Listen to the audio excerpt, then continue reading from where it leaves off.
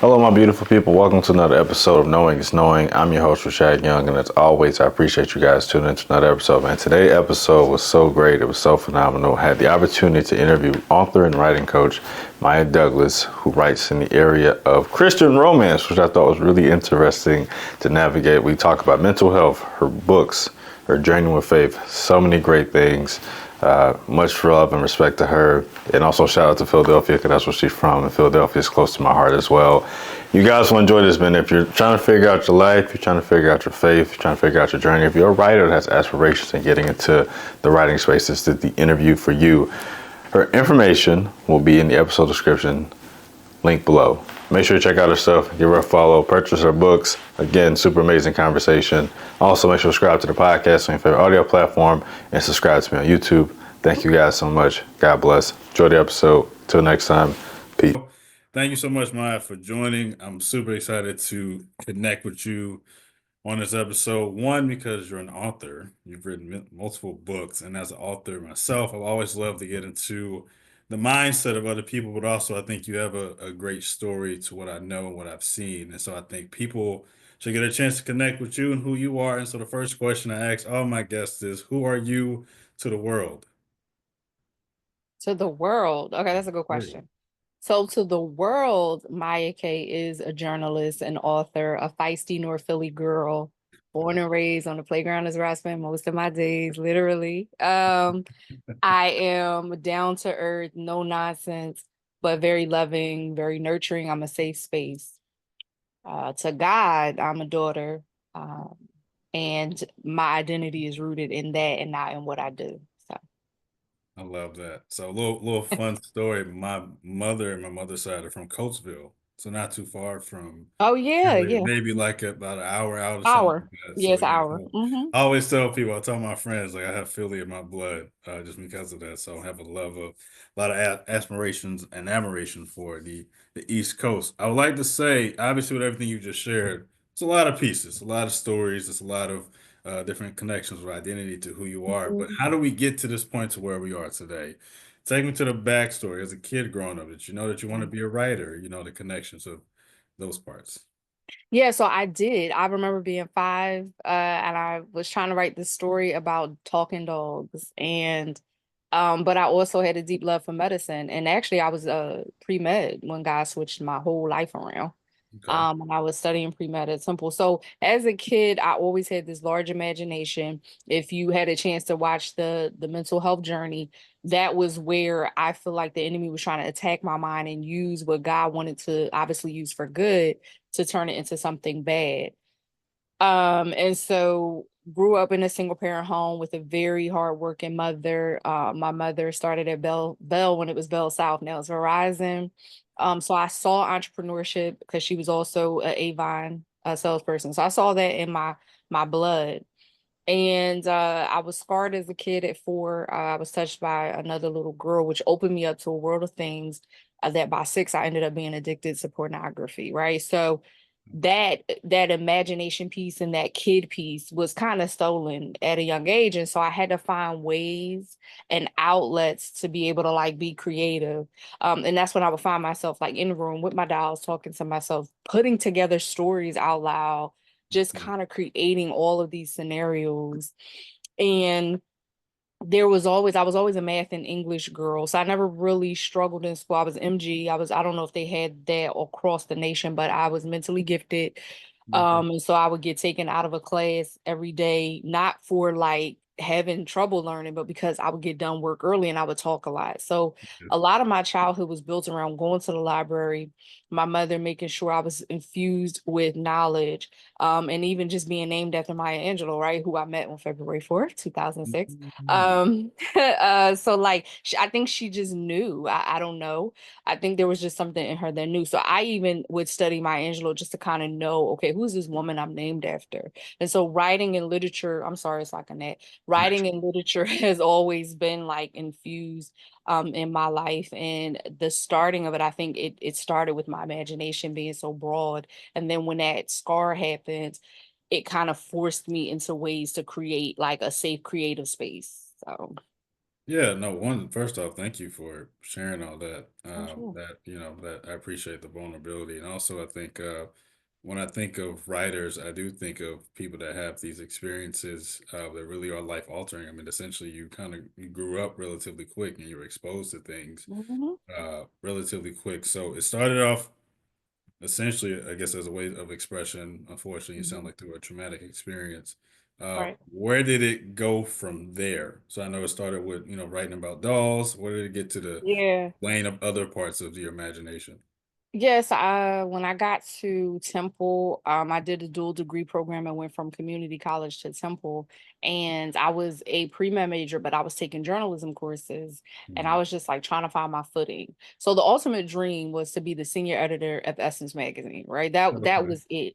Yeah, But yeah. I also didn't want to be a starving artist. And I figured I did have a love for, children and wanting to be a pediatrician or OBGYN. So it made sense because I figured I could write at night. Actually, one of my favorite writers a few years ago, Nia Forrester, she's actually a lawyer. So I knew that there were people who could do like the six-figure careers, but Yeah. still write at night, Right. publish on Amazon. This was way before Amazon even allowed Yeah, yeah, publishing. yeah, yeah, yeah. So, long and short, I'm taking these journalism courses, and the Lord sends a friend of mine, and he was like, "Are you sure you want to be a doctor?" And like, not even a month later, I dropped the pre med major, and my heart was already set. So I ended up having to do an extra year at Temple just to kind of fulfill the journalism requirements.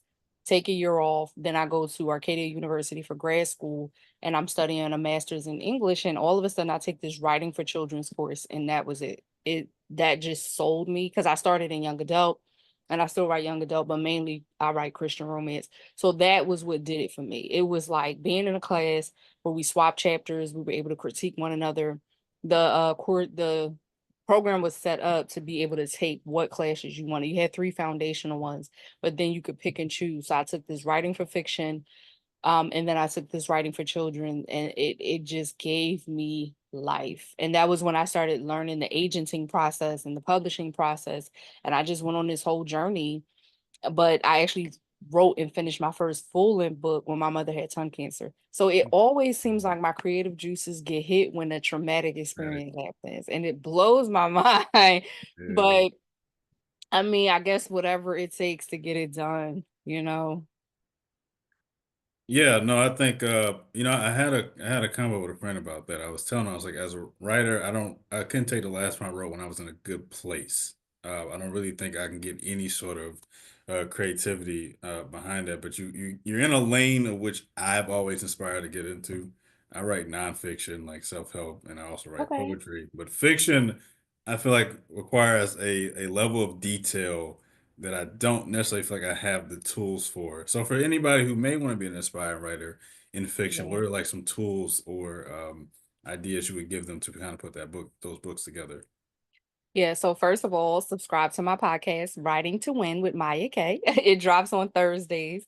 Actually, we just started tomorrow. We're recording this on a Wednesday, so tomorrow it'll be the second episode. Okay, good. Uh, Good. and Nice. so tomorrow's episode is how to five things that are stopping you, like fear, how to overcome these five fears that are stopping you.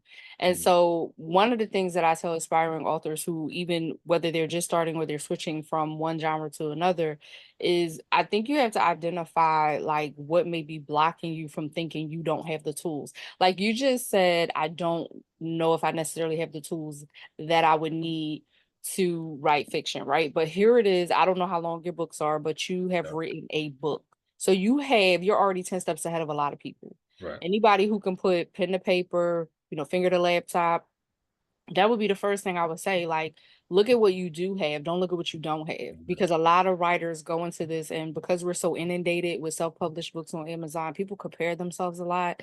And Yeah. so I try to encourage people to find what you have. Ask God what your special sauce is. I thought I would be writing children's. I had picture books, middle grade, all the things, but it was Christian romance that kind of elevated me, right? So there's a special sauce. I have a unique way, even though it is romance without like sex and cursing and all of that. My secret sauce is that I write down there, like my characters all have swag. So like my tagline literally is I write dope books over well, no. My tagline in my Instagram is I put my pen to the globe and make the world turn. Right. And it's crazy because when God gave me that, I was like, what does that mean? And I Yeah. hadn't even written my first full-length book yet. So that's one of those things where I believe what he was saying to me is I'm going to take your pen across the world if you follow my lead. So the first thing would be to trust what you have. And if you are a Christian writer, my podcast is geared towards, faith-based writers, then you want to make sure you're asking God, like, what does this look like? I came out of Jeremiah 36 with the first episode, right? And what I said was, imagine if Baruch, if you read Jeremiah 36 in the Bible, imagine if Baruch had ignored the instruction of Jeremiah. So the Lord gave Jeremiah a word. Jeremiah repeated it to Baruch and told him to scribe the message because he was trying to lead the nation of Israel to repentance. Our pens can lead someone to repentance, to Christ, and even it's not about you having to write a Christian book to do that. You don't. You could be a therapist and write a book on healing, but the way that your anointing will touch that pen and touch the pages, it can literally lead somebody to change their lives and, to get saved or to even just keep from wanting to kill themselves. You just never know. So that's the second thing. You got to narrow down your why, and you have to be okay with it. So the reason why you hear me not talking about how to write fiction is because I find a lot of writers, my clients, they're not struggling with writing, they're struggling with the internal stuff. That's what blocks a lot of people. You can't really do what God has called you to do if you're struggling internally, if you still got a lot of trauma, if you're still healing. It doesn't mean you can't start, but that's where I find most writers are blocked at. And so lastly, just to get a tip for the craft, I'll give 3 just to get into the craft part of it. I would say, like, start journaling, but make it creative. There's a such thing as creative nonfiction. So start journaling, but make it creative, make it fun. I literally write fiction, but I pull nonfiction themes out of my book. So I'll give a quick example, and I'll wrap this up. So The Essence of His Soul, that was the last book that I released that was nominated twice. So people was putting my name in nominations I ain't know nothing about. And so they love it. That's the one that has 313 reviews on Amazon. So people love this book. And one of the things, both of the characters, the guy who's a basketball player and the woman, they're both PKs. And so one of the things that I pulled out and I wrote a nonfiction article on was the pressures of being a pastor's kid and then wanting you to go into a field that's not considered demonic. Because the female in the book is a music producer. And the guy, plays basketball, which is fine. Her father, because he never had a son, wanted her to do ministry, wanted her to take over, when he stepped down from the church. And so I pulled on it, how family pressures can keep you from obeying God. Yeah. So, that's just another way. Like, make sure that you are writing creatively, even when you're writing nonfiction. Find a way. So the way I took fiction and turned it into nonfiction, you could take nonfiction and turn it into fiction. You just gotta have fun with it. No, I think those are, go ahead. Go ahead. Something else? No, I was about to say, oh my gosh, I have a perfect case study for this. There's Please a do. guy that I just met. Literally, he found me, ordered my book. We follow each other on Substack. When I tell you he is killing it, and I'm going to do a live with him on Instagram, he is like a dating coach. He is taking real life Christian advice for like Christian dating, and he turned it into a Christian romance book. It blows my mind how much every post he puts on Threads gets at least 100 likes, a bunch of comments because he's talking about Christian dating, and then he turned it into a Christian romance novel. Look, it's crazy. It's bananas. Wow, He that's is eating right now. He is eating. no, I love that. I want to stick to your faith for a second. Sure. Definitely sound like God is the center of everything in your life. Has that always been the case? Was there a situation where you was challenged by faith, or this is just always how you've been since you've grown up? So I was raised in the church, but I got saved April 24th, 1994. So I was 9. And Okay. I think I started to realize then, even at a young age, that something was prophetic about me. And I called it psychic because I was watching Unsolved Mysteries and all kinds of stuff I shouldn't have been watching as a kid. So I thought I was just psychic. I was like, how did I know that? So as I got older, I started kind of running from God. It was just like, I'm cool with loving you, reading my Bible and praying, but I ain't really trying to get all caught up in this ministry or leadership or whatever. And so, yes, it's always been a foundation, but I spent a lot of years running from the call, not necessarily God, but the call. And so I would say like at 27, that's when it hit me. And I gave God a real unconditional yes, like a real unconditional, like the kind of yes that has had your girl abstinent for 9 years. The kind of yes that like Wow. literally like your girl now I'm 40, so that's 13 years, but 27 is when I gave the real yes. It took a while for me to get here. But like the kind of yes where literally when God tells me to do something, even when it hurts, it's like if Jesus could obey to death, then I could obey in something God tells me to do for life. So Wow. That what is, which part are you wowing? well, on a couple things. One, I mean, answering a call, I feel like that's a hard thing to always navigate. I mean, I'll be honest, my relationship with God, I honestly just got baptized in October of 24. I'm 30 years old Nice. now. Thank Congratulations. you. It took a long time. One thing you'll learn about me is I question everything, and I think also that's got me in a lot of trouble. But I just have I have a natural curiosity of how things operate, and I think from Mhm, my 20s in particular, I had so many questions about uh, God, my purpose, why am I here? Because I mhm. just felt like that again, similar to you, I feel like there's this gift, and I feel like I was put in these weird situations where I feel like I had to I was trying to figure it out myself. That's the best way I could put it. And I think I Yeah, got to a point where I was like, I cannot do this alone anymore. So yeah, ever since then, it's been unique in the sense of how things have got thrown at me. I think obeying God in the right way has been tough.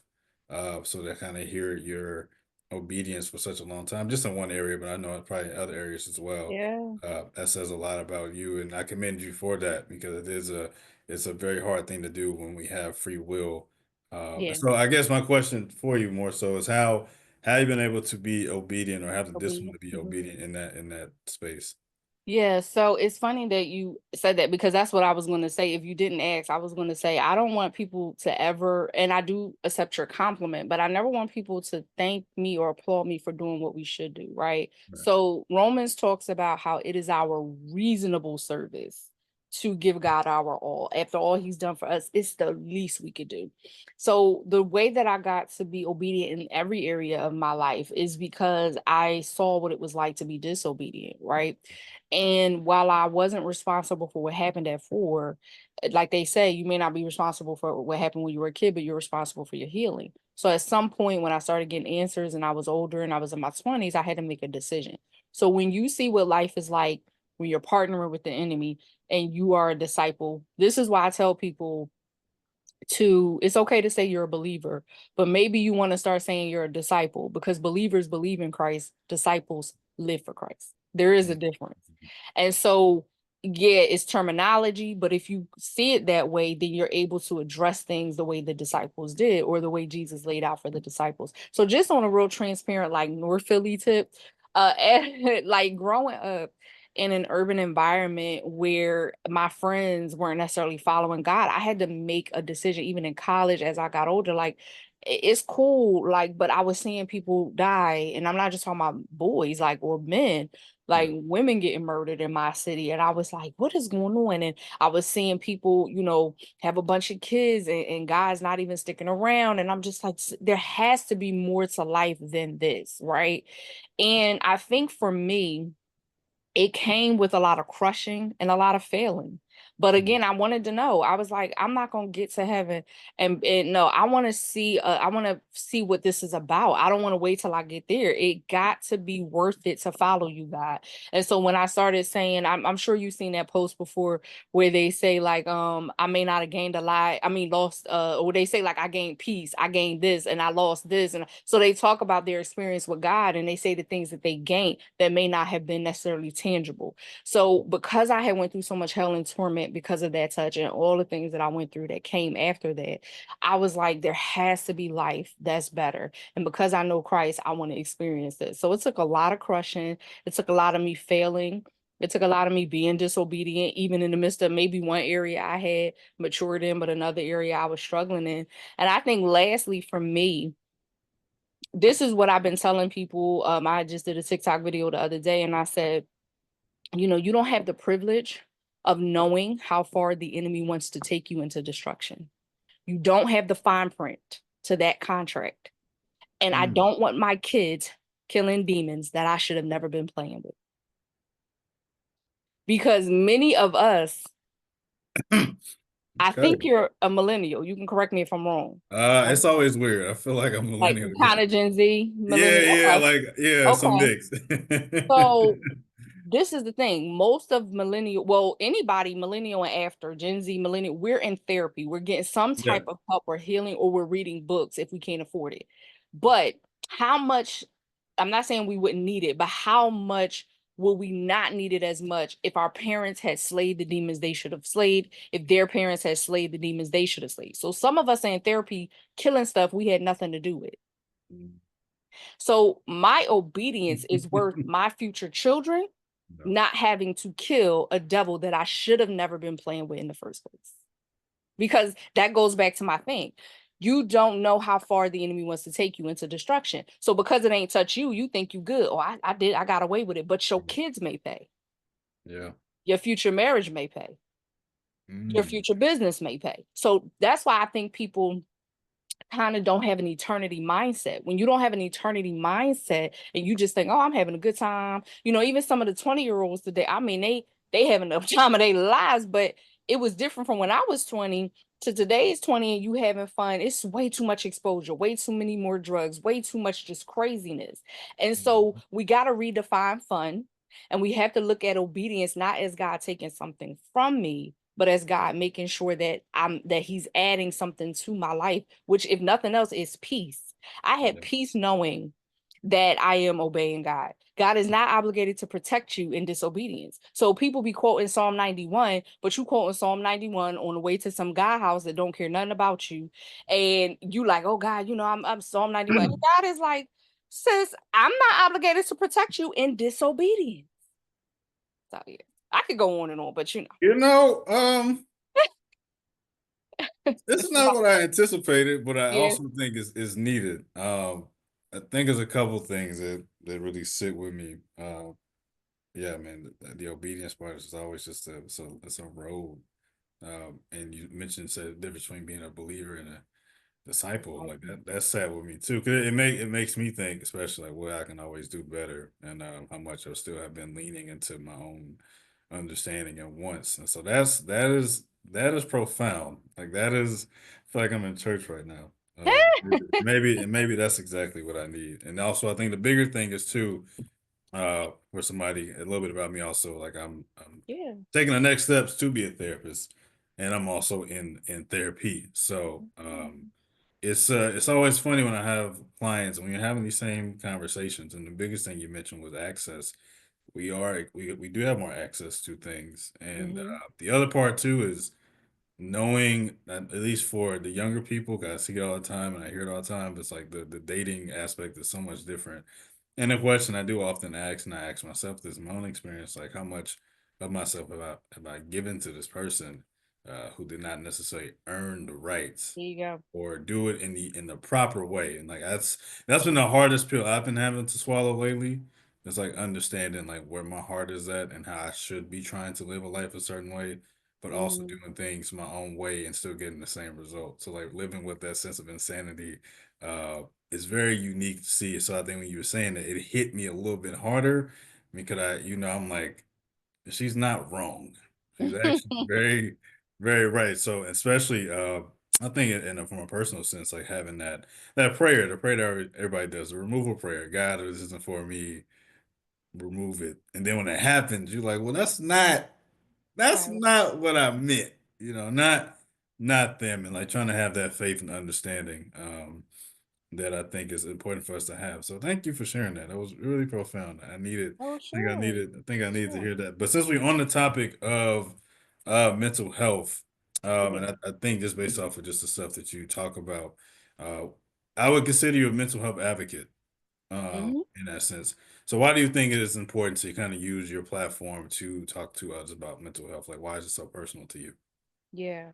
Well, I just want you to know I want to affirm you right now. I told my grandmother, my spiritual grandmother, who me and my mother live with, I was like, I got a feeling I'm going to minister to him. I was like, I don't know. Uh, I You did. are.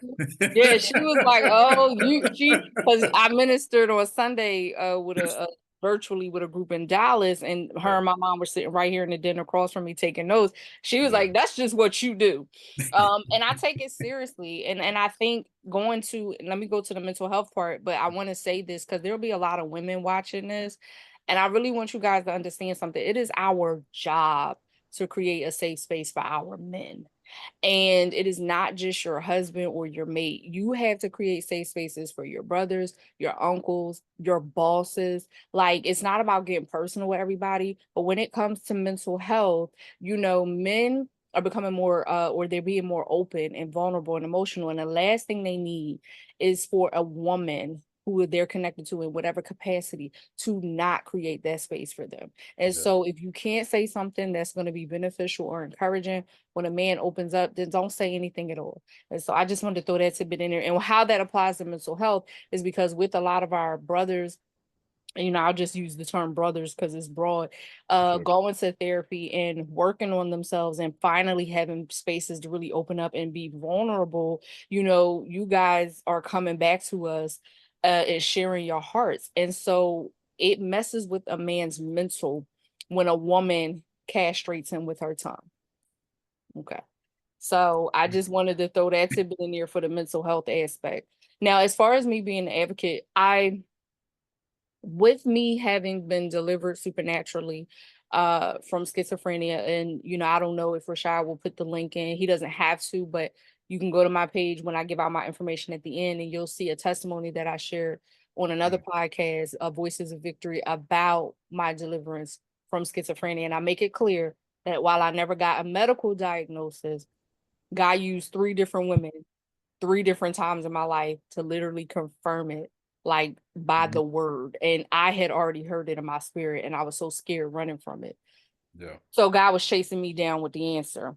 And so I it's important for me to use my platform because how dare I be silent when God has delivered me from what they would consider, and I'm not trying to disrespect the mental health profession, I'm just using my own terminology. Yeah. But they would consider schizophrenia to be the Bentley of like health issues, right? Like if Yeah. you're dealing with that, that's like the high rankings. And because there's quote unquote no cure. That's what Sure. they Sure. say. But we Mhm. serve a God who does whatever he wants. Yeah. And so for me to hold in the testimony of how God took me through like almost a 15-year journey of deliverance and let's getting delivered one by one from the different spirits that oppress me and then also emotionally healing me. I just can't see that. When I hear someone talking about anxiety and depression, I have encouragement and answers for that. I'm not saying that you don't need to take medication. That just wasn't my route. I begged God for medication. I begged my mom to throw it to me. But I always say my mom was gentle parenting before gentle parenting was a term because she didn't do it. And I Yeah. think a part of her just knew that I would either end up becoming worse or just being codependent on it. And so I feel like when I share how God delivered me from such a disease that even some mental health therapists don't even want to touch. Like Mhm. there's therapists who don't even want to treat this. They're like, nah, I'm cool. And so for God to have delivered me, it is my responsibility, it's my reasonable service, right? For me to share that there is a spiritual solution. While if you're on medication, you continue with the natural solution. Mhm. And when I hear the other reason is a lot of Gen Z, and it breaks my heart, Gen Z has a special place in my heart. So a lot of Gen Z is struggling immensely with anxiety and depression. I understand. And them having social media, or it was in, kind of burst in their generation, it doesn't really help. Right. Now social media is not the end all and be all of why, right? But if you like we went outside when I was a kid, we jumped Yeah. double Yeah. dutch, we did Yeah. certain things. So if Yeah. you don't really have that, and then the pandemic didn't help right? And so I hear so many kids, and when I hear young people committing suicide, young people being committed, young people going through that, I'm like, nah, I gotta start sharing this story so that they know that there's a God in heaven that really is like, no, yes, you may be dealing with this, but it does not mean that I gave it to you, right? And this is the other reason, going back to your previous question, why I don't play with the enemy, because I believe this disease entered my life through that touch, right? And while that wasn't my fault, you know, when you play with sin and you play with darkness and you keep on tabbing and witchcraft and all this new age stuff, you don't know what he's going to bring your way, right? And so this goes back to why it's important to be obedient, because you have God on your side who can fight for you while you're walking in obedience. It doesn't mean you're perfect, but you're walking in obedience. So it makes me hurt to hear about a lot of young people killing themselves, not having the solutions that they want or need. And so sharing my story, it just makes it, to me, it gives them at least a reference point of a Black woman who was a young Black girl growing up in the hood like me, for, you know, a lot of the hood people, and to be like, wait, she's just like me. And she was able to overcome this. So I know I can overcome depression. I know I can deal with anxiety. If I have to get on medication, cool, but let me invite God into that process. So. You said a lot, Mhm. but a lot of beautiful things, which is good. Uh, you know, when I hear about stories of schizophrenia, you're absolutely right. There is a lot of, like, I don't want to touch that, or this person's crazy. The labels of it is unique, and I am also a firm believer that some of these things that we experience are based off of traumatic related events. I guess my next question for you, if you don't mind, is when Yeah. did you know, like, when did that third confirmation come in? Like, how old were you when that happened? So I was 19 to 21 when all of them happened. Okay. That first one, I was sharing with my small group leader at the time. I was 19, and I was like, so here's what's happening.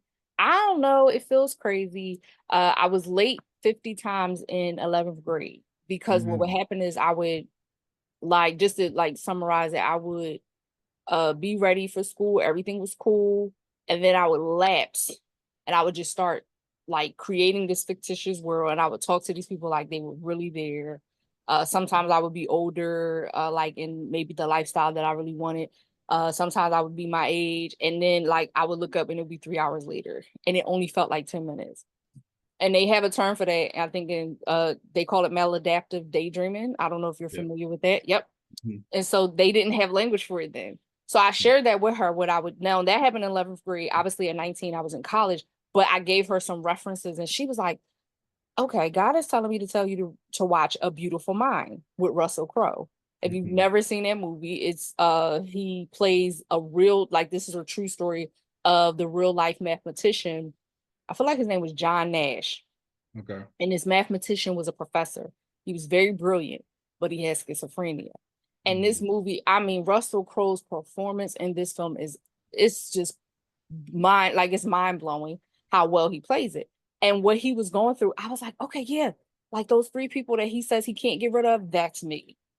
And so then I watched the movie, but she didn't give me any other steps. So I just said, all right, well, at least I have a reference point. So she didn't say schizophrenia, the movie did. So then I go 20, I have a mentor organization at Temple, and I'm just ready to give up, because I would have my most severe schizophrenic attacks like at the beginning of a semester. Mhm. Nervous breakdown. I had to sleep with my mom because I kept literally like hearing the voices telling me to kill myself. I was walking on campus at Temple and I would rush through the class to keep from jumping off the building. Like, it was bad. And so like I would wear sunglasses in class and stuff like that. And so I remember going to Reverend Geneva Hackett, who was also at the church. But again, these women didn't talk to each other. We had a pretty big, they would call it a mini mega church. And they didn't know I had talked to each of them. So I was telling Pastor Hackett, I was like, I think I want to give up. I don't know what it is. So she starts praying with me, and then she says, I want you to start coming to the deliverance ministry. And she gives me this book called Pigs in the Parlor. And if you aren't familiar, most deliverance ministries use it. There are some people, theologians, who have issues with it. I'm not here to dispute whether you agree or not. I know that book helped me. Yeah. So she says, God is telling me to tell you to read the chapter on schizophrenia. I think it's chapter 21. So I was like, wait a minute, not again. Like, you know, this is a year apart. Like, what are we doing? Yeah, Like, yeah. now I'm really offended. Like, y'all all trying to call me crazy. And then the last one, ironically, Dr. Candy Stewart she is a board certified psychiatrist at the church. Okay. And so she just offered general counseling, and I shared everything with her. So that's when she was the one, she never used schizophrenia. She said, didn't you say you wanted to be a writer? And I said, yeah. She said, that's what it is. The enemy is after your gift. Yes. So you are called to create fictitious worlds and fictitious characters and use your imagination. But he's trying to trap you into it in a way where literally that's what happens with a lot of people. If you ever hear of paranoid schizophrenia, from what I've studied, like they lose time, and they're like, they might be in their homes all day. They never leave. Some of them, they might not leave. They're talking to themselves. I know it's different from split personality disorder, but Right. they can kind of intertwine. And so that's what happens to me. I was losing time, and I'll be like, oh snap, it's 11:30, let me get to school. Like, just waltzing in all normal, like nothing ever happened. And so when she started taking me through a few exercises, she didn't necessarily treat it, because, you know, the church gives a couple of free sessions, but she started to walk me through this process, where she was like, I want you to invite the main people you see all the time that you feel like don't let you live your normal life. And I want you to, like, one by one, tell them facts of your life. Yeah. And so that was kind of it. That was that third confirmation. And I was 21. And that was kind of when I realized that if I didn't deal with this, the enemy, you know, he would end up destroying my life. But see, I ended up playing around, didn't continue with the journey. And you know what happens when you play with deliverance? What do they say happens in Matthew? When the enemy leaves and you get delivered and you don't fill your house with, you know, the Lord, he comes back and he brings 7 demons with him. And when I tell you, I suffered. And this is why I tell people, you either do you want a band-aid or you want freedom? At the time, I must have been looking for a band-aid, because I went to her, and then it was like, oh, I got it. Like, I just thought I had it in the bag after a couple sessions. And I went through hell after that. It got worse because now the enemy never wanted me to tell anybody. So now that 3 women, it's exposed. Once the enemy gets exposed, he has to leave. So because I didn't feel and I was still having premarital sex, I was still watching pornography, all the things, now he's coming back stronger. And so then the Lord said, okay, Israelite, I'm going to take you the long way. So I ended up having to walk out my deliverance over 15 years instead of, I don't know how long it would have been had I just done it with her the first time. But hey, you know. Wow. And that also makes me think about just the cycle of things, like when we're getting close to stepping into our call or doing the thing that God is asking us to do. And then, yeah, it's weird because I feel like everybody who struggles with that has that moment, like, oh, okay, I got it. Like, you have just enough information where you feel confident enough to let go or let go of their hand. And then we just take a different route. And yeah, I think about, yeah, the 7 demons that come into that. That is really profound. And I appreciate you Yeah. sharing that from a writing aspect. What is, if you do have any, what is your goal with this? Like, do you have an ultimate goal, or you've achieved that goal? The writing. Yeah, for writing. So I just signed with my dream agent about 6 weeks ago. Congrats. Thank you. I would say, well, when I say dream agent, I mean her qualities. I'm not saying like a particular person, but I'm Sure. grateful. I'm repped by LaShira Lee of SBR Media. And honestly, I was good with self-publishing, and the book that I submitted to her, I was just like, God, I'm ready. I had the cover and everything. And this goes back to you giving God permission to do what he wants with your pen, because his thing is, I know that you're okay self-publishing. You've gotten a lot of rejections in the traditional world, but I have a need for this book. I need for women to stop saying that the dating pool has puss in it. I need for women to trust me with their love lives, right? I need for women to do it my way. And you've written a story about a beautiful couple, including a man. I love sports romance. So he's a football coach and he's abstaining. Like, God was like, I need women to know there are men out there who really love me. And I need for women to read this book and see themselves in it, because I wrote like this hood girl. So it's like a girl who had a past, but she's, changed her life. And so my goal with, and that's called the war in his heart, the war in his heart. And my goal is to find a home, meaning like I want a publisher that I can be with for a very long time. And then to really get to the place where my books become some type of curriculum in a college or university, somebody who teaches, because there is I think some courses that people take, like family, if a marriage therapist, like if you're in that family and marriage therapist and you're in that field, you might could use the curriculum from the book to teach couples, whatever, to teach your students how to talk to couples or whatever. Right. And then I'm excited. I have a writer's devotional coming out June 10th. I'm excited about that because I think a lot of writers need the spiritual and the practical direction. So it's a Yeah. 30-day devotional. So I'm still going to be self-publishing things that are beneficial for other writers. That's what I'm working on now. Products for writers. But ultimately, I just really see myself being people's go-to in the Christian romance space, like that go-to person that people are like, if this Christian romance is Mya Kay. If it was banging, if it's on a New York Times bestsellers list, is Mya Kay. And I don't necessarily aspire to a list, but I just know some of the things God has told me. And then my prayer is to help the next generation write stories. Like it's sad how even on the like people hear about the racism in Hollywood because I'm in Hollywood too. Like I pitched studios and I'm pitching now, like, so I'm in Hollywood too. Oh, But okay. so people see the racism in Hollywood, but nobody talks about the racism in publishing.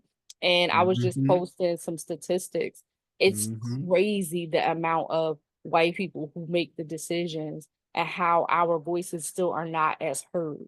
And Yeah. so I really want the generation behind me, Gen Z and beyond, to start to realize the power of telling a story, whether it's fiction or nonfiction or a memoir, and they have to take control. I would love to see more books out there and more people. So I'm doing a cohort. I'm going to do a cohort. Coaching is cool, but I would rather do like a class and like a cohort. If I could do that like 4 times a year with like 10 students, that would be great. So yeah, that's kind of just like some more immediate goals, but the long-term goal is for this show to get picked up. Can you tell me more about the show? Is it Sure. So let me be clear on what I can say because when I say I Hollywood know has you a whole can and different cannot say relationship. everything. Yeah. Yeah. So this particular show I have not gotten as far as I would like. So when I had pitched MGM Studios before, that was my young adult novel. I pitched them, right? Oh, So I had wow. turned that into a script and I pitched them. So Okay. the same executive I'm still close to, and she is at a different studio, a better, well, in my opinion, a better studio. And I'm not saying that I'm pitching her, but I know that she offered to read it, and I believe that was God's way of opening the door. I did pitch it to an actor friend of mine who was on Family Reunion, Okay. the show on Netflix. That's my homie, and so I pitched it to him because you just never know who people know, and they keep their ear open for what is being looked for. So the show is really an intergenerational show that tells the story of these three sisters. It's called Grace's Daughters. Their last name is Grace, and these three sisters who are going through different challenges in life. And of course, their parents are right behind them. So if I had to describe it, it would be like Seventh Heaven meets Girlfriends. Oh, wow. I like that. Yeah, so that's probably all I can really say, but No, for sure. I get that. that's the best way to explain it. Like in Hollywood, we do comps just like in publishing. Like Seventh Heaven meets Girlfriends because they're sisters, but they're like girlfriends, Yeah. best friends. No, that But I would makes love to tell you more about the book, when you're ready. Like the book that I signed with my agent. Yeah, I would love to tell you more about that. Oh, okay. So the war in his heart. I actually took the war is his name, Warren Angel Roberts. I did okay. that on purpose. I'm like real picky about stuff like that. Yeah. But it tells the story of Warren Roberts, who is a football coach, and he lost his wife years ago, and he's trying to find this balance and this groove because he knows that he has put football in the place where God belongs. Mhm. And so he's making a decision at the beginning of the book to retire. But he's in therapy, he goes to his first therapy session. And he's like, man, I need something. And he is so afraid to let God heal this wound. So he meets Khadijah Hughes, who is a Philly girl that used to be the bait girl for the guys. She would be the bait and they would go rob people. And so now she's like a millionaire business owner who owns her own nail polish line. And the way that they meet is so unique because his daughter, his teenage daughter, Daylin, they go to her she has like a anniversary party at her bookstore. And that's how him and Khadijah meet. And so the story really is it's a forbidden love. If you love forbidden love, where people say you shouldn't be with that type of person, forbidden love stories is sports romance. Of course, I don't have a release date because my agent is shopping it. But if you follow me, you'll start to see me drop like different. I'll start marketing early. You'll start to see me drop quotes from the book, and I'll turn it into nonfiction and ask real life questions. So I'm excited about that. I'm excited for you. I really am. I think Thank that's you. it's really cool to see people kind of at the door where they're trying to get to. I mean, the Yeah. simple fact that you're even trying to pitch a show like that's super impressive. So I really am praying for you to hopefully get those things happen, man. I think that's cool. And like you mentioned, from a Hollywood and publishing standpoint, the percentages are so low for us as Black people, especially to get into those doors. So the fact that you do have people within those doors, that's definitely God's way of hopefully giving you that opportunity. I think you're so well deserved. And so I usually have a question that I ask all my guests before we wrap up. Uh, I think it's a profound question because I'm always intrigued to hear other people's perspectives. And the question is, what does it mean to be human to you? What does it mean to be human to me? Okay, so it means to recognize that you are made in God's image and likeness. And that's a big deal because I think people, we operate like we're not. And being made in his image and likeness is a privilege, right? And I'm not just saying that to be like super spiritual. That's the reality of it. I also believe being human is being completely raw and vulnerable in who you are 365, like 24/7. And to show up in that fully, meaning that sometimes you'll be naked in front of people. But to be human is to know that that nakedness, that vulnerability is actually helping other people in their humanity Mm, because you have feelings, you have emotions. And I think we're seeing far too many people act like robots as it is. And so to be human to me is to really step into that rawness, that full form and that full range of how God made us, like complete creatures, to be able to cry, laugh, be sad, even depression, right? It's not as horrible as people make it. It is if it's debilitating, yeah, but even that has its place. If you lose a parent, you're going to be a little depressed for a minute. yeah, So just being human is just really knowing that you're made in his image and likeness, God's image and likeness, and acting like it, carrying yourself in a way that makes him proud. You know, we don't need Genesis 6 to happen again where he wipes out the whole mankind because we out here acting crazy. right. So it's just recognizing that we're made in his image and likeness and really embracing the full rawness of that. I mean, I think lastly, what it means to be human is to be loved. Yeah, Like it's a lot of hate. And we got to start putting honor back on people, even if they're not acting honorable. yeah. That was well said. I enjoyed that answer. And that's one of my Mm. favorites so far in Oh, thank this you. run of interviews. And so I really appreciate this conversation. I feel like you've Mhm. spoken to me in several different ways, and I'm gonna sit with and probably talk to my therapist tomorrow. I'm like, yeah, I interviewed this lady named Maya. She dropped some things in my heart that I need to really sit with and unpack. So I do appreciate that. For those who can find you on social media, where can they find you at? Yeah, so at Writer Maya, WriterMya. That's also my website where you can sign up for the email list. So that's at Writer Maya, writermaya.com. That way you can get writing tips. Make sure you do follow the podcast, Writing to Win with Mya Kay, which drops every Thursday. And just be sure to um I think people need writing coaching more than they give themselves credit for. Yes. One thing I'll say is don't skimp on investing in your writing. People, when they hear rates, they're like, oh my gosh, it costs that much. But I'm like, a writing coach is no different from a life coach. It's just a different area. So if you can invest in your writing, I have not had a client yet that has invested in their writing and that has not soared in some way, shape, or form. So, you know. Yeah, come follow me and keep writing, people. If you're writing, keep healing and all that. Keep praying. Writing, healing, praying, all the important things. Well, Maya, I appreciate you joining. This has been another episode of Knowing is Knowing. Make sure to check out her wonderful stuff. I know she has a lot of great things coming soon. Hopefully, once the interview drops, this is the beginning of hearing great news for her and all the things she got going on. So appreciate you guys. Till next time, peace.